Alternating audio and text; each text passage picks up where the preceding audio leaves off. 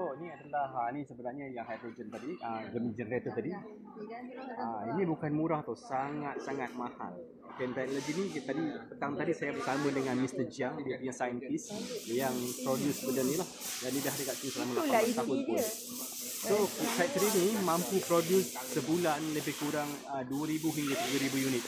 Investment kilang ni pun 66 juta juga. Dari sini. Ini adalah collection daripada semua parts yang dia dah siap untuk ready to be assembled, dan dah penuh semua dekat sini. Dan dekat depan tu pula adalah dia punya starting point untuk buat assembly. So terus assembly kat sini ada makhluk-makhluk tengah ambil gambar ni nanti dulu. Jadi kat sini kita nampak dia start pasang yang ni adalah device hydrometry, part of the hydrogen inhaler juga, hydrogen water. So macam mana dia orang pasang.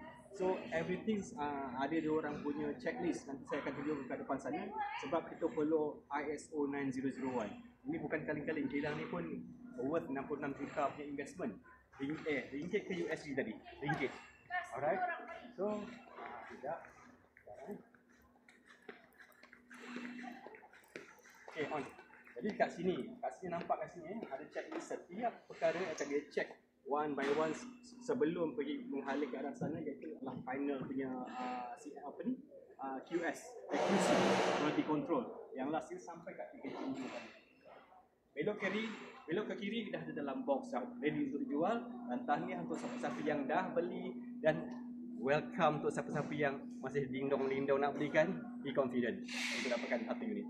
Bye bye. Okay guys, kat sini adalah tempat showroom. Betapa bertuahnya leader-leader dekat sini dapat datang sendiri, bukan senang nak masuk ke sini. Dan kita boleh pegang some produk, boleh pegang some parts, boleh tengok terus live. Jadi kepada siapa-siapa yang masih dindong-dindong kan, jangan tak percaya. Ini real punya produk, ini real punya company. Investment 66 juta. Ada ISO 9001, ada ISO 9005. Dah cukup dah. So, and testimoni pun dah berlambak-lambak. So, you are most welcome untuk orang kata berbisnes dengan kita. Alright, bye-bye. Okay, ini adalah produk-produk Biopure. Water semuanya kita keluarkan adalah water purification system kepada reverse osmosis RO. Okay. So, ini Biopure, ini K400. Ini, saya pun dah tak ingat dah, banyak sangat model pun. So, ada Corning untuk Biopure. Ini dia punya membran dia. Dia utamalah dalam sistem RO.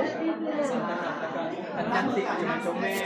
Kalau Vespa, kalau jadi habis. Kan, itu bincang lah. So, dikasih dia beri. So, memang comel loteh dan cantik-cantik. Alright. We are like Malaysia market already launched.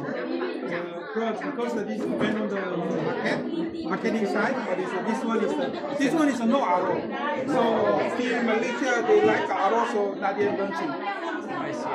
No RO. Okay, yang ni pula adalah certification daripada Korea, Japan, China, Malaysia, termasuklah daripada sudut keselamatan, kesihatan, impact. So, dan halalan thayyiban juga dekat sini.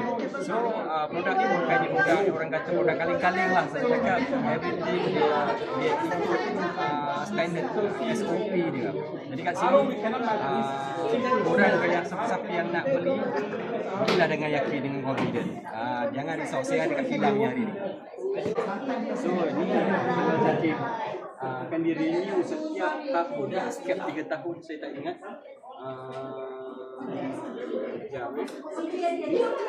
Oh, okay, saya cakap apa. Tapi I believe ni 1 Ogos, setiap 2 tahun dia akan renew. So, Januari, Halalan Thayyiban.